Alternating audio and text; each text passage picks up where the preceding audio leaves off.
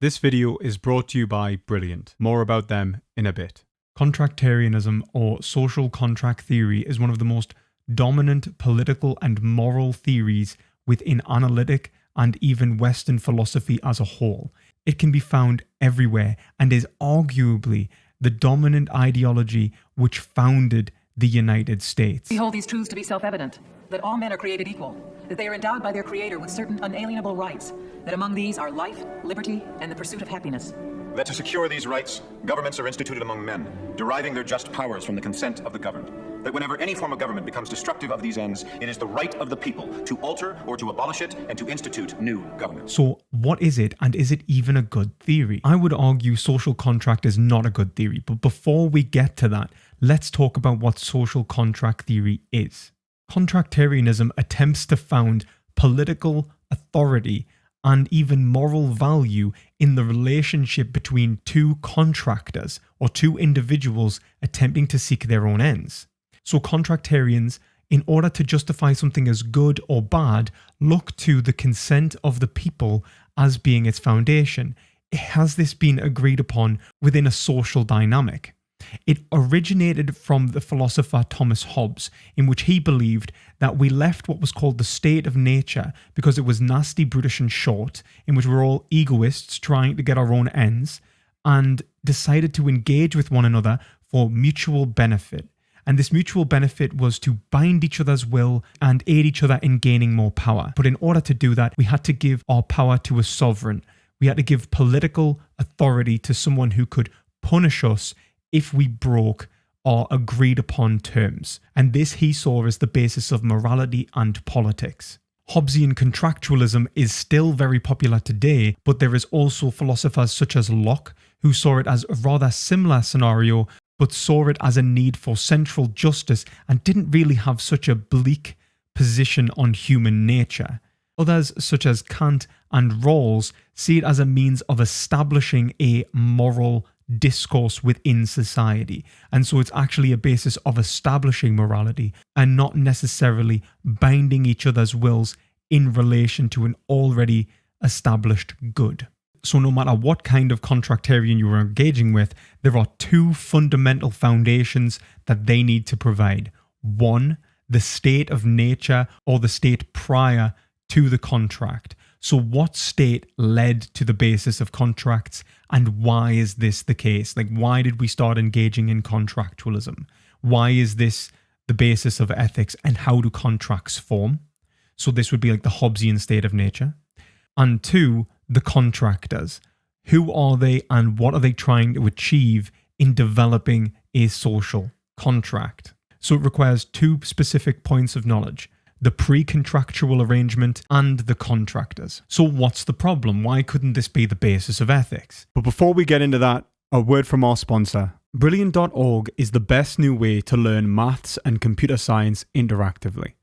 Brilliant has thousands of lessons from advanced maths and AI to neural networks and data science and more, with new lessons added monthly. Brilliant makes it really easy to learn because everything is interactive and it's built for busy people on the go. Brilliant has a really hands-on approach where you learn by doing. It's effective and engaging. It makes daily learning a habit easily acclimated into your life. And what I like to acclimate most are the lessons on logic. Logic and critical thinking skills are necessary to form a good philosophical approach. Perhaps if Kant, Hobbes, Locke and Rawls had Brilliant, we wouldn't be making this video, but they didn't, so here we are. So to try everything Brilliant has to offer for free for a full 30 days, visit brilliant.org/perspectivephilosophy or click the link in the description, and the first 200 of you will get 20% off Brilliant's annual premium subscription. So now, back to the video. The reason this is not a good political or moral theory is that it presupposes its foundation within the world. You see, no matter what contractarian you engage with, they all rely upon a kind of hyper-individualism, similar to that which I described in my utilitarianism critique. They rely upon the liberal conception of self.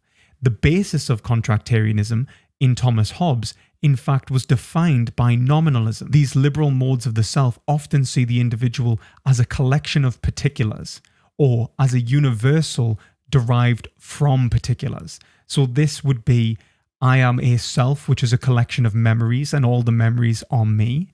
And what it means to be me is to have my memories, such as the Lockean self, or even worse, the Hobbesian self, which is I am the person experiencing my sensations and I am just categorizing myself as such. Now, the reason that this is a problem is because the self, if it's a particular or a bundle of particulars, becomes unknowable. Now, the way that this can be shown to fall apart is in the philosophy of David Hume.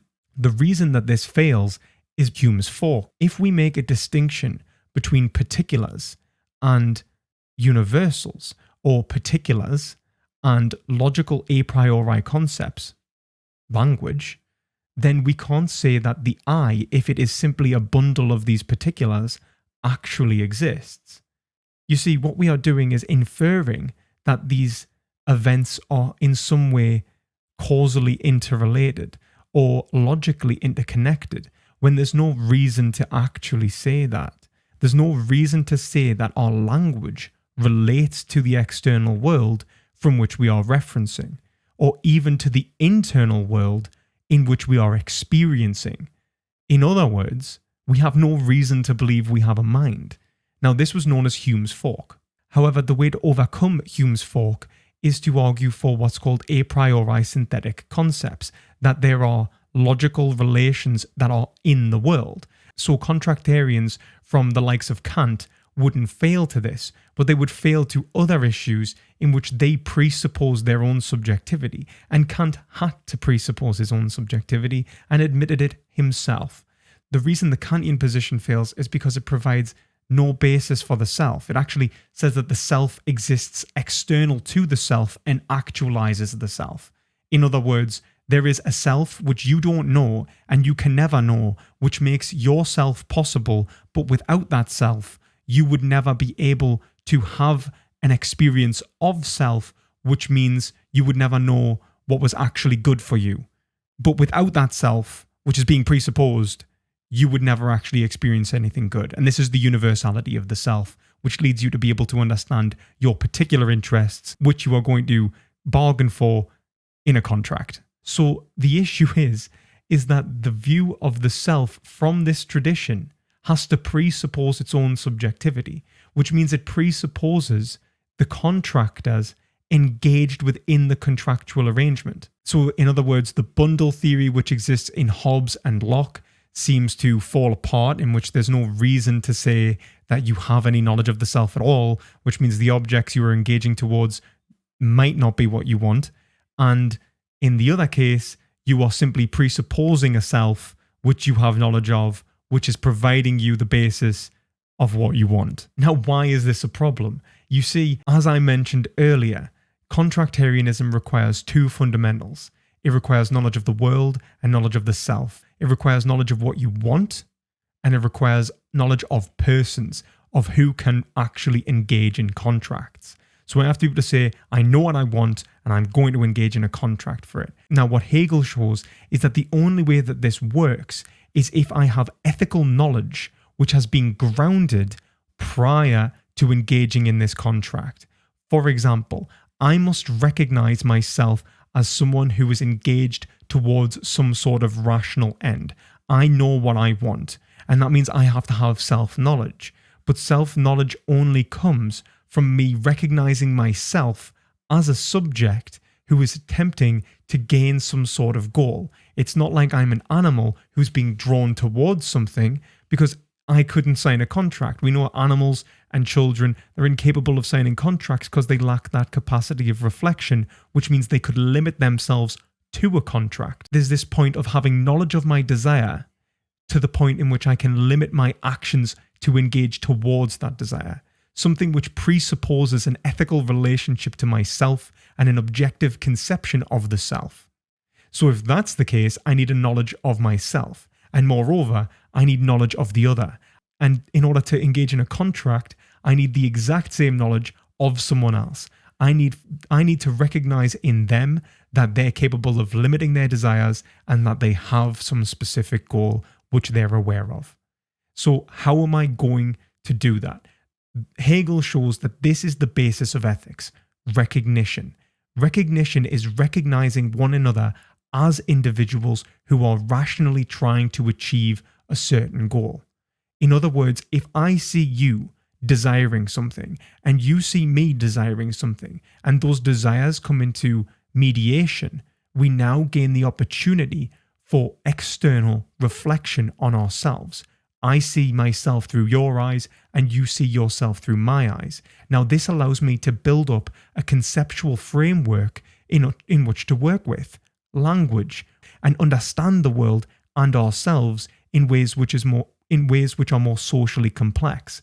And without that social complexity, contracts are absolutely impossible, which is why we don't see monkeys making contracts, which is why we don't see children making contracts, and instead we see rational, moral agents making contracts.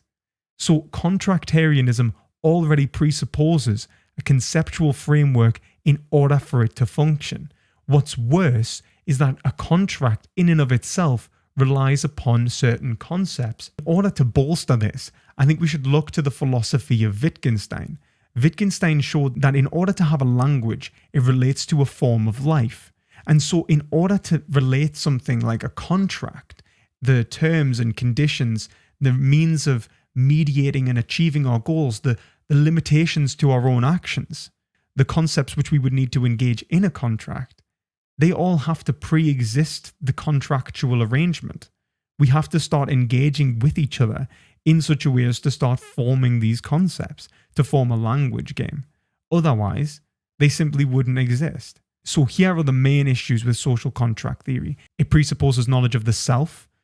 I have to know what I want. I have to understand my desires. I have to understand how to limit myself. I have to understand that it is better to limit myself and engage in delayed gratification. I have to understand that breaking the rule is going to be worse for me or worse for society or undermine truth. I have to understand all of these basic fundamentals about myself, and then I have to understand all of those same basic fundamentals within you, and then I have to understand that we share all of those same fundamentals to the point in which I already recognize you as an individual who sees what is right and wrong in relation to engaging in a certain action, and so are capable of limiting your interests to a contractual arrangement. And so this is why social contract theory cannot be the basis of moral value or political justification, since it already presupposes ethics and politics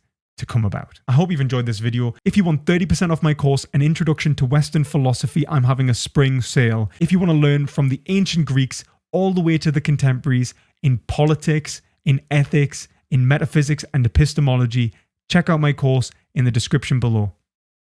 I hope you've enjoyed this video. Like, subscribe, and as always, try to gain some perspective.